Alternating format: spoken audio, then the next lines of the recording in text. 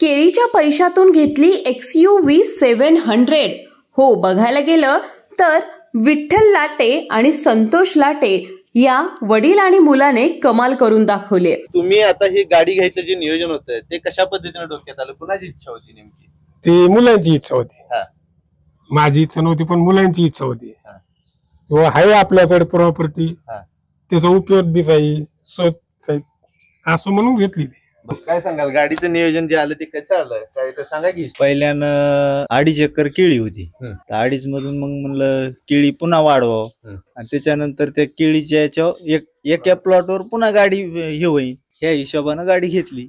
त्यांची 38 एकर शेती आहे आणि 7 एकर मध्ये त्यांनी केळीची बाग लावली आणि याच केळीच्या पिकातून त्यांनी शेतीमध्ये सोनं पिकवलं। आणि बघायला गेलं तर आता दारात XUV 700 ही कार सुद्धा बघायला मिळते। तर तुम्ही रोप निवडताना कोणकोणत्या, म्हणजे रोपाची साईज बघणे म्हणा, हार्डनिंग बघणे म्हणा, किंवा ह्या ज्या सगळ्या गोष्टी आहेत त्या कोणकोणत्या बघताय? आणि इतर किती भरपूर कंपनी येऊन गेल्या तुमच्याकडे, तुम्ही तीच का कंपनी निवडते, त्याच्या मागचं कारण काय? नाही, त्याच्यात असं आहे, मी याच्या आधी जैनची कंपनी पाहिली, तर जैनची कंपनीचं कसं आहे, जैनचे जे घडे येतात ते बकेट साईज येतात, बुडात जे आहेत ते थोडे हे येतात, वर थोडे असे बकेट साईज होते। आणि पॅलेटचा घड तसं आहे, पूर्ण शेंडा ते बुड साईज सारखी राहते त्याची, पॅलेस वाल्याची, आणि जैन वाल्याची तशी राहत नाही। त्याच्यामुळे याला पसंती जास्त दिली, याच्या पूर्ण पाण्या सारख्या असतात। जालना जिल्ह्यातील परतूर तालुक्यातील देवला गावचे विठ्ठल आणि संतोष लाटे यांनी आपल्या केळीच्या बागेतूनच ही गाडी घेतली आहे। त्यांचीच यशोगाथा आज आपण बघणार आहोत। फक्त गाडीच नाही तर वाडा सुद्धा बांधला आहे। या भागामध्ये बऱ्यापैकी जे शेतकरी आहेत ही रोपांची निवड करताना कॅलस बायोटेकचीच निवड करतात, त्याच्या मागचे कारण काय? त्याच्यात असं आहे, एक तर ती रास सारखी उतरती, साईज सारखी असती, झाडाची हाईट सारखी असती, आणि थोड्याच दिवसात ते उतरायला येते। आणि बघायला गेलं तर प्रत्येक सामान्य माणसाचं स्वप्न की आपलं घर असणं आणि घरासमोर गाडी असणं, हे स्वप्न या दोघांनीही पूर्ण केलंय। केळीच्या उत्पादनातून XUV 700 घेणं म्हणजे खायची गोष्ट अजिबात नाही। चला तर बघूया यांची ही धडाडीची यशोगाथा।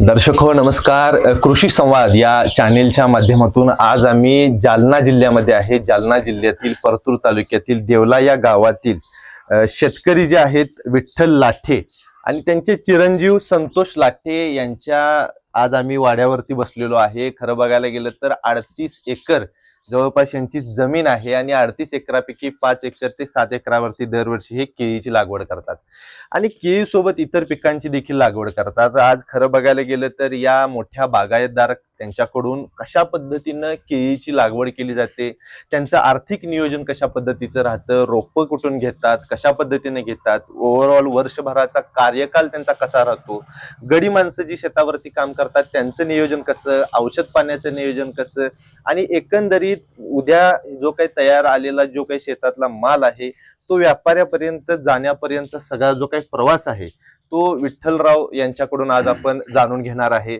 खरं म्हणजे बघायला गेलं तर आपल्या भागामध्ये, कोल्हापूर सारख्या इकडच्या भागामध्ये जर का बघितलं तर 1 एकर असणारा जरी शेतकरी जो असतोय तो एकदम रुबाबात असतोय। आज विठ्ठलराव असतील किंवा त्यांचे चिरंजीव असतील XUV गाडीतून फिरतात, केळीच्या जे काही हार्वेस्टिंग नंतर आलेले पैसे आहेत त्यांनी स्वतःसाठी गाडी घेतलेली आहे। खरं तर बऱ्याच वेळेला सोशल मीडियावरती चर्चा चालू असते की आपला शेतकरी जो आहे हा ब्रँड म्हणून ज्या वेळेला काम करतोय आणि हा ब्रँड जो आहे तो कधी ह्या 4 चाकीतून फिरणार, कधी मोठ्या मोठ्या गाड्या घेणार, कधी आलिशान बंगले बांधणार, वाडा बांधणार, आणि हे जे काही शेतकऱ्याचे मनोमनी असणारे जे काही स्वप्न आहे ते स्वप्न अशा पद्धतीनं विठ्ठलराव असतील, त्यांचे चिरंजीव असतील, त्यांनी पूर्ण केलेलं आहे। खरं बघायला गेलं तर हे एवढं सोपं नाहीये, याच्या मागे आहे ती म्हणजे मेहनत, आणि ती मेहनत नेमकी कशी आहे आणि त्या मेहनतीला यश मिळालं कशा पद्धतीने मिळतं ते आपण यांच्याकडून जाणून घेणार आहे। पहिल्यांदा कृषी संवाद या चॅनेल मध्ये आपलं स्वागत आहे। मला सांगा, केळीची लागवड करायचा जो काही निर्णय आहे तो कधीपासून तुम्ही घेतला हो? ते जवळजवळ 2010 पासून। 2010 पासून केळी लागवड करताय का हो? आता मला सांगा की केळी परवडते का? परवडते। बर, कशा पद्धतीने तुमचं नियोजन असते साधारणतः वर्षभराचं? लागण कधी करताय, कशा पद्धतीने करताय? सुरुवातीला आधी शेणखत टाकतो, पहिला म्हणजे जमिनीसाठी हा. जमिनीसाठी हेक्टरी 25 ते 40 ट्रॅल्या टाकतो. हेक्टरी. हो. बर. माशाचा प्रवंशनी जूनला 5x5 वर हम्म. त्यालेच लावतो. कॅलसच का लावताय? त्यालेच कसं आहे तर तो माल एकला वेट येतो उतरायला. हम्म. या दुसऱ्याला कसं आहे टाइम जास्त लागतो. हम्म. हे थोड्याच दिवसात हे होते उतरायला. खरं बघायला गेलं तर तुमचा ह्या भागामध्ये बऱ्यापैकी जे शेतकरी आहेत ही रोपांची निवड करताना कॅलस बायोटेकचीच निवड करतात. त्याच्या मागचे कारण काय?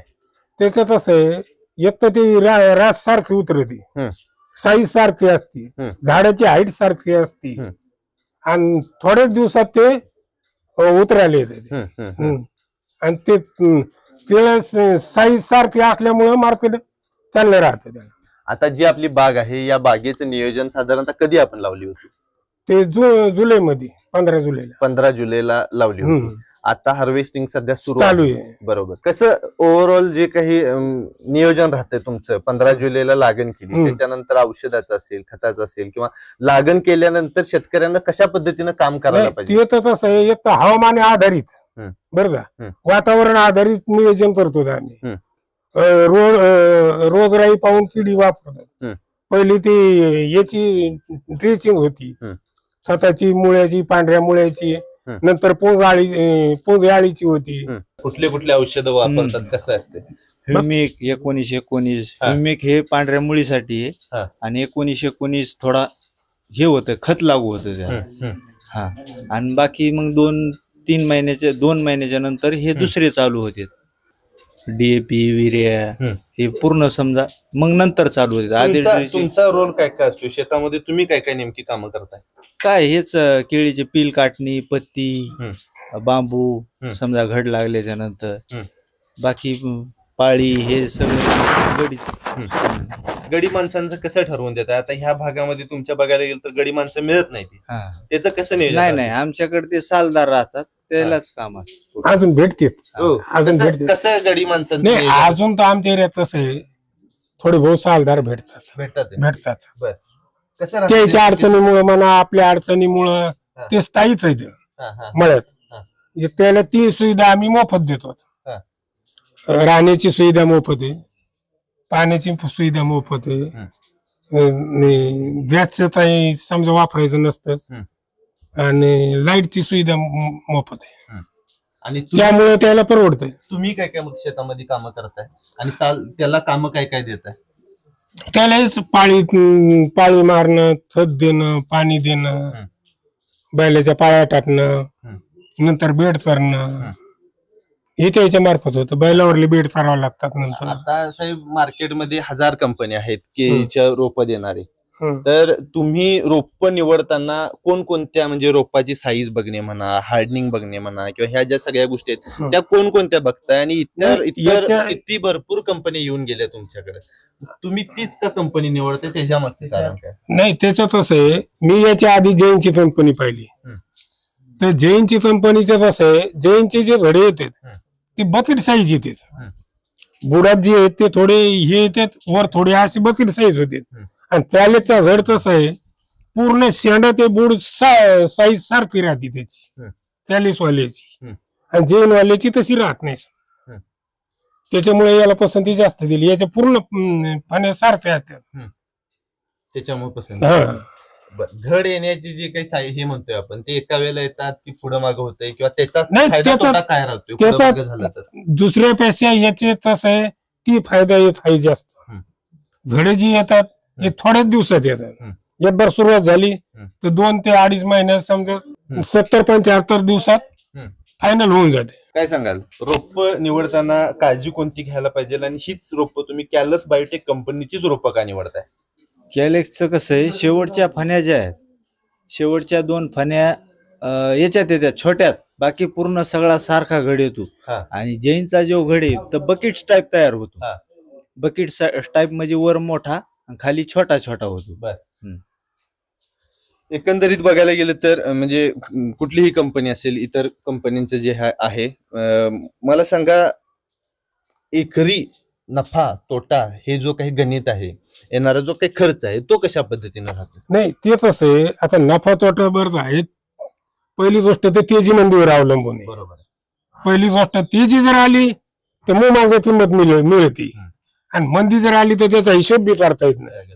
हो, पण होईन तर केळीचं पीक चांगलं राहत. तेजी आली तर सोनच होत. काय शेतकऱ्याला सल्ला काय द्यायला? एक तर कसं आहे, केळी ज्याच्याकडे पाणी त्यानेच लावायला पाहिजे. पहिली गोष्ट पाण्याचं जे नियोजन महत्वाचं आहे त्याला. बरोबर. पहिली गोष्ट कसं पाणी सोडायला लागते? नाही, ते जमिनीचा पोत पाहून शिने. आता माझ्याकडे जी जमीन आहे ती भारीची जमीन आहे, तिला पाणी थोडं कमीच लागत. आता हलक्या जमिनीला पाणी जास्तच लागणार. जमिनीचा पोत पाहून पाण्याची व्यवस्था. माझं मत तर हे समजा, उगाच तुमची जमीन येत आणि माझी येत असल्यावर समान नाही येणार ना. वर्षाचा खर्च साधारणतः किती येतोय एकरी पकडायचं जर? नाही, एकरी 50 ते 60 रुपये खर्च येतो पहा प्रति झाडाला. 50 ते 60 रुपये प्रति झाड. 60-70 रुपये खर्च येतो. आता साधारणतः आपण किती रोपं लावलेली आहेत? आज रोजी 8,000. आज रोजी 8,000. 8-40 साधारणतः 4 लाखापर्यंत. 4 ते 5 लाखापर्यंत. ती बी आणमेनं सोडून आपण जे स्वतः राबतो, गडी माणसं राबतात, हे सोडून नगदी खर्च तेवढा येतो. बरोबर.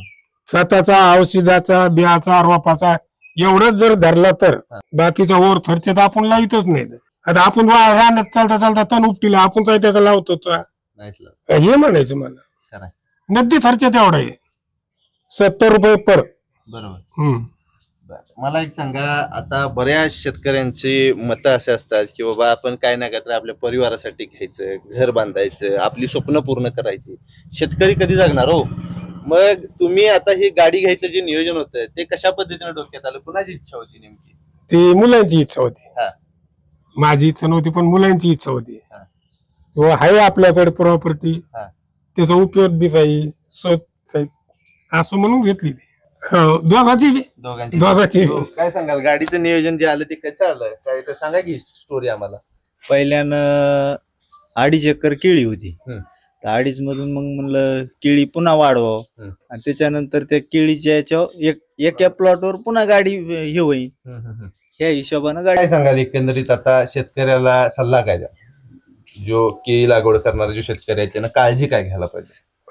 काळजी फक्त एकच आहे, बांबूची याची काळजी लागतीच, पाण्याची काळजी लागतीच, आणि मेन म्हणजे बांबूची जास्त लागते. म्हणजे ज्या टायमाला माल येतो त्या टायमाला हवा फिरली, बांबू फिरला, बांबू काय एका जागेवर राहत नाही, फिरतच राहतो बांबू. मग वाऱ्यात पडतो, झाड हलत, त्याच्यात जास्त नुकसान होत. तर ती बांबूची एक काळजी घ्यायला पाहिजे. आणि नंतर पील काटणी, पत्ती, ही सगळी काळजी घ्यायला पाहिजे, पाण्याची.